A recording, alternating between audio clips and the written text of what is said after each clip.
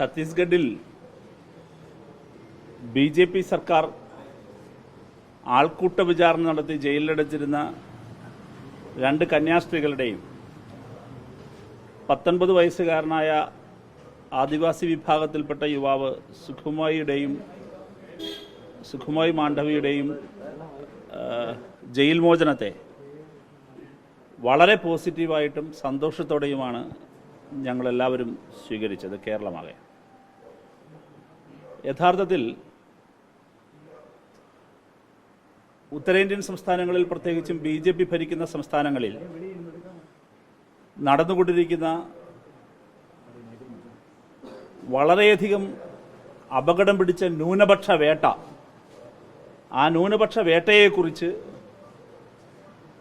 രാജ്യത്തിൻ്റെ മുമ്പിലും പ്രത്യേകിച്ചും മലയാളികളുടെ മുമ്പിലും കൂടുതൽ ചർച്ച ചെയ്യാനുള്ള ഒരു സാധ്യതയായിട്ടാണ് കേരളമാകെ ഈ പ്രശ്നത്തെ കണ്ടത്. കേരളത്തിലെ മാധ്യമങ്ങളെല്ലാം ഇക്കാര്യത്തിൽ വളരെ പോസിറ്റീവായ സമീപനമാണ് എടുത്തത്. പക്ഷേ ഇതിൽ കേരളത്തിലെ BJP നേതൃത്വം കാണിച്ചത് വലിയ സാമൂഹ്യ വിചാരണയ്ക്ക് വിധേയമാക്കേണ്ട കാര്യമാണ്.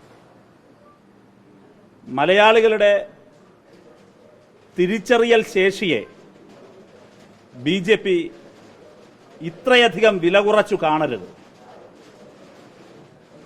ആൾക്കൂട്ട വിചാരണ നടത്തി ഇവരെ കയ്യേറ്റം ചെയ്ത് കള്ളക്കേസുണ്ടാക്കി ജയിലിലടച്ച അതേ BJP തന്നെ അവരെ ജയിലിൽ നിന്ന് പുറത്തിറക്കാൻ പോയി നിൽക്കുന്നു എന്നൊരു പ്രതീതി സൃഷ്ടിക്കുകയാണ് ചെയ്തത്.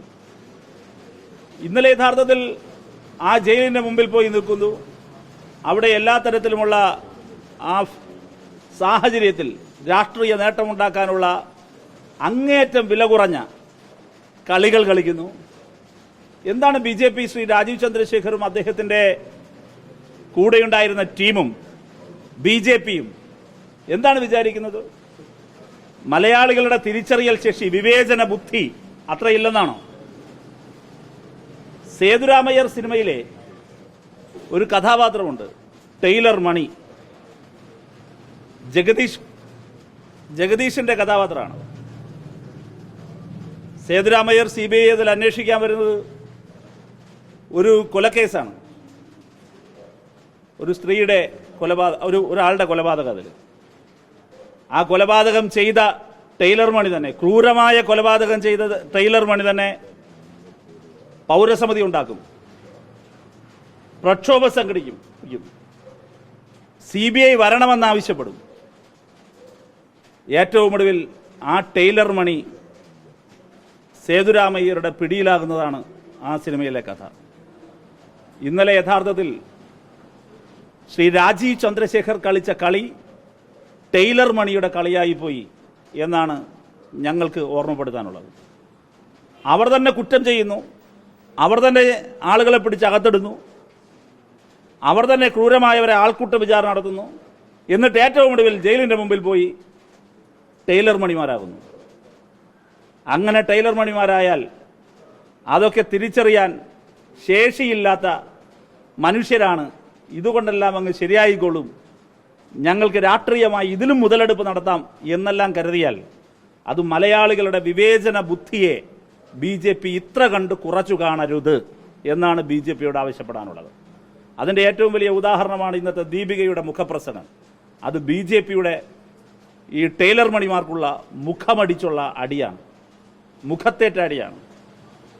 കേരളത്തിൽ ജനങ്ങൾ തിരിച്ചറിയുകയാണ്, അത് BJP ഒറ്റപ്പെടുത്തേണ്ട ഒരു രാഷ്ട്രീയ കക്ഷിയാണ്. സംഘപരിവാർ ഭരണഘടനയ്ക്ക് അപകടമാണ്, മതസ്വാതന്ത്ര്യത്തിന് അപകടമാണ്, മതേതരത്വത്തിന് അപകടമാണ് എന്ന് ഒരിക്കൽ കൂടി മലയാളികൾ തിരിച്ചറിയുകയാണ്. കൂടുതൽ ശക്തമായി ഇക്കാര്യത്തിൽ പ്രചരണങ്ങൾ ഇനിയും ആവശ്യമുണ്ട്. ഇവരെ ഒറ്റപ്പെടുത്തേണ്ട ആവശ്യകതയുണ്ട്. നമ്മുടെ നാട്ടിലൊന്നും ഇത് ആവർത്തിക്കാൻ പാടില്ല. ഇന്നലെ ശ്രീ ക്ലിമിസ് തിരുമേനി മാധ്യമങ്ങളെ കണ്ടപ്പോൾ പറഞ്ഞൊരു കാര്യം വളരെ പ്രസക്തമാണ്. ഒരു മാധ്യമപ്രവർത്തകൻ, നിങ്ങളാരോ തന്നെയാണ്, അദ്ദേഹം തിരുവനന്തപുരത്താണ് കണ്ടതെന്ന് തോന്നുന്നു, ചോദ്യത്തിന് ഉത്തരമായി പറഞ്ഞു, കേരളത്തിൽ ഇതിങ്ങനെ ഉണ്ടാകുമോ എന്ന് പ്രതീക്ഷിക്കുന്നുണ്ടോ എന്ന് ചോദിച്ചു. ആ ചോദ്യത്തിനോട് അദ്ദേഹം പ്രതികരിച്ചത് വളരെ പ്രസക്തമായൊരു കാര്യമാണ്.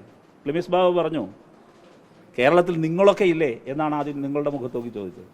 എന്ന് അദ്ദേഹം ആവർത്തിച്ചൊരു കാര്യം, കേരളം സമ്പൂർണ്ണ സാക്ഷരത നേടിയ നാടാണ്, തിരിച്ചറിവുള്ള നാടാണ്. ആ നാട്ടിൽ ക്രിസ്ത്യാനിക്കും ഹിന്ദുവിനും മുസ്ലിമിനുമെല്ലാം സംരക്ഷണം ഒരുക്കാൻ സാധിക്കും എന്നൊരു ആത്മവിശ്വാസം അദ്ദേഹം പ്രകടിപ്പിച്ചു. ഞാൻ ആവർത്തിക്കാൻ ഉദ്ദേശിക്കുന്നത്, ആ ആത്മവിശ്വാസത്തെ നമുക്ക് കരുത്ത് പ്രാപിപ്പിക്കണം. അതിന് പുഴുക്കുത്തുകളായി നിൽക്കുന്ന BJPയെയും സംഘപരിവാർ രാഷ്ട്രീയത്തെയും കൂടുതൽ ഒറ്റപ്പെടുത്താൻ നമുക്ക് കഴിയണം.